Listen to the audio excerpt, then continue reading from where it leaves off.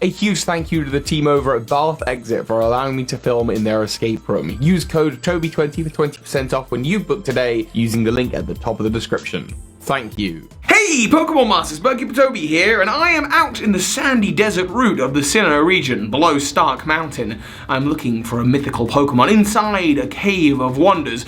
If you find its Pokeball, they say if you shake it 3 times, it will appear. What mythical am I talking about? Surely I must be talking about Shaymin or Darkrai or Arceus. No, I'm talking about the mythical Pokemon Hoopa. And I know, you think Hoopa's not of the Sinnoh region, it's not even connected, but personally I think Pokemon like Arceus and Hoopa are probably related. The theory is a bit long-winded, and you might have to jump through a few hoops to get to the conclusion.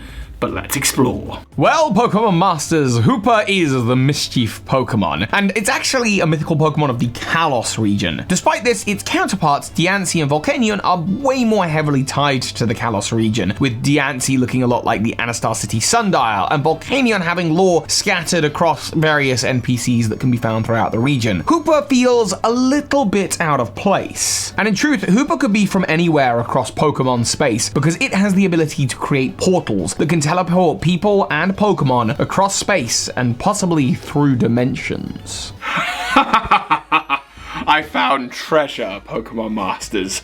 You know they say that Hoopa takes treasure from all across space and hoards it in its lair. What do we have? Oh, not Hoopa. Still, it's not just trinkets that Hoopa can transport. No, in fact, by warping dimensions, it's said to have even moved a whole palace at one time, stealing it with its rings. And in the Kalos region sits the Parfum Palace. We all know that the Kalos region is inspired by France, but the Parfum Palace is scarily similar to the Palace of Versailles. The Palace of Versailles was built by King Louis XIV, and there's actually an image of what would seem to be King Louis on the wall. However, when you interact with it, it's supposed to be AZ, but come on, they look nothing alike. And Hoopa is extraordinarily powerful. In Omega Ruby and Alpha Sapphire, these portals can access legendary Pokemon from across the Pokemon world. This is the same game where we learn about interdimensional travel and how portals called link cables can fire meteorites from one version of Hoenn to another. Perhaps the way that Devon and the space station in Sutopolis have this technology is by studying the portals of Hoopa that are all around the region. Which means that these are not just regular portals that teleport things around space, but they actually warp the dimensions. Perhaps the Parfum Palace actually is the Palace of Versailles from our world, and if you can warp dimensions, then you can also warp the dimension of time. This is a Pokemon that has the ability to manipulate. In fact, that's a little bit backed up by the title of its movie, Hoopa and the Clash of Ages. Note the ages for the time connection. And there we see it summoning all sorts of legendary Pokemon. Zekrom and Reshiram, no problem. Bringing Primal Kyogre and Primal Groudon, again, I assume from the past, piece of cake. There is only one Pokemon that can stand in the way of Hoopa and one human, a human priest, a worshipper of Arceus. Only this human with a power granted to him by Arceus can take Hoopa's unbound strength and seal it away in the prism bottle. Of course, by the end of the movie, Hoopa gets that power again, and the unbound Hoopa form wreaks havoc, and the only Pokemon that can stop it is Arceus. Even Dialga and Palkia bend to Hoopa's will. They get red eyes, and they look like they're being controlled as if by the red chain that we see in Generation 4. In my mind, Hoopa is no ordinary mythical Pokemon like Diancie or Volcanion, but rather its powers and abilities rival that of Arceus. When it comes to the manipulation of time and space, Hoopa's powers are a lot like that of Dialga and Palkia, Arceus' main children. And actually, as a servant of Arceus, Hoopa would be amazing. Able to distribute legendary Pokemon across the Pokemon world. It would be very, very useful for Arceus to have control of a Pokemon like this as a sort of backup or an extra, a sort of demigod.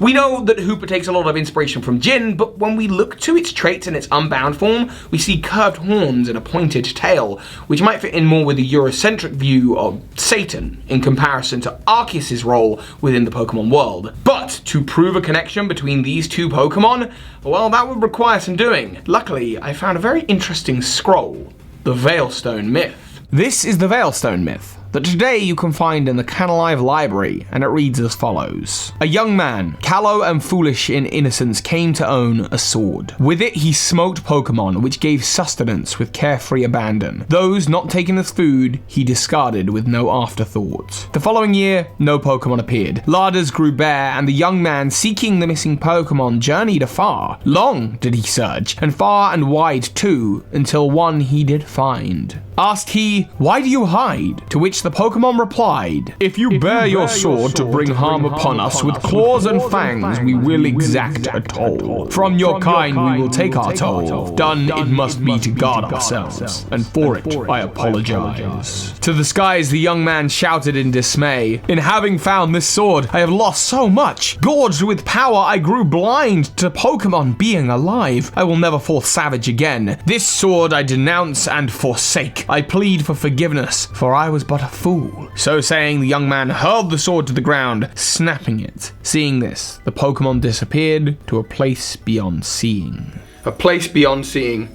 You might think that the Pokemon of this story is Giratina, a legend of the Sinnoh region that can disappear into the Distortion world, and that would be a fair assumption to make, except I don't think so, because I've never known Giratina to talk, unlike Hooper, which I have known to talk. There's also all that stuff about travelling far and wide to find this Pokemon, and this is the Veilstone myth. And Veilstone City is just a stone throw away from the Send-Off Spring, which is where you can find Giratina. No, I think this is a Pokemon from further away than the Sinnoh region altogether. Additionally, there is all this stuff about a sword of great power. We don't know about many powerful swords in the world of Pokemon. There's Zacian and there's Aegislash, but I don't think they're related to this story.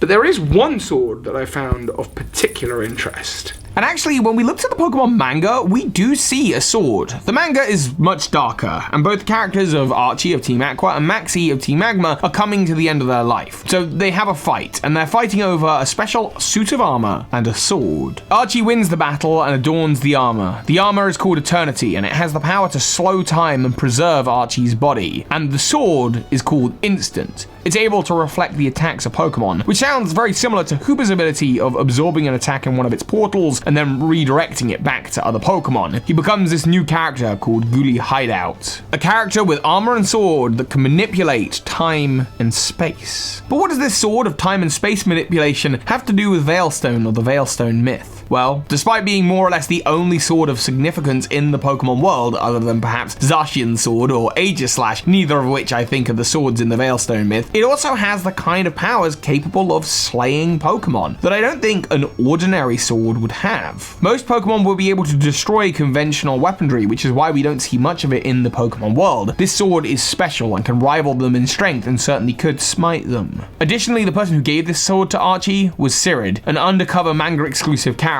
a Team Galactic admin who was undercover and actually is Cyrus's second in command. And where is the Galactic main headquarters? Veilstone City. Of course, I can't prove the connection between any of these things, but it is interesting to think that perhaps the reason the Galactic headquarters was built there is because this is where the sword, after it had been snapped, was found and then repaired. Perhaps we'll even see this Veilstone myth unfold in Legends Arceus, and maybe we'll get a good look at Eternity and Instant being used to slay the Pokemon of Sinnoh until Sinnoh is left barren. Perhaps they could be some kind of villain in the game. Anyway, the point that really interests me about that Veilstone myth is less so the sword and the armor, but more the Pokemon with teeth and claws with the power to disappear into a world beyond seeing. Again, it's discussed often that perhaps this is Giratina, but Giratina doesn't really have fangs or claws, certainly not as obviously as Hooper does. And unlike Giratina that lives in the Turnback Cave, which isn't far from Veilstone at all, you really would have to travel far and wide to find Hooper. Additionally, Hooper is the only Pokemon that you wouldn't be able to slay with a sword that can manipulate time and space, because Hooper can do it as well. It has a strength that rivals that of the sword. And of course, after it disappears into a place beyond seeing, it could use its portals to repopulate the Sinnoh of the ancient past. And this is why the Veilstone myth talks about a barren Sinnoh, but today we see a Sinnoh flooded with Pokemon life. Perhaps this was Hooper's doing, as a servant of, or rival to,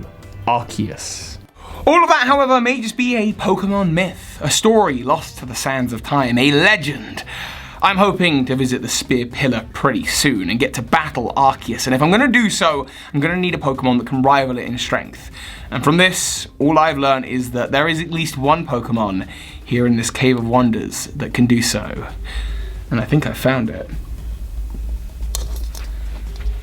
So hi, Pokemon Masters. Once again, a huge thank you to the team over at Bath Exit for allowing me to film. You can use code Toby20 to get 20% off when you book your Bath Exit escape room day, and there's a few more videos that I may have filmed there, so look out for those. Thank you again to Bath Exit, and thank you again to those of you supporting me on Patreon.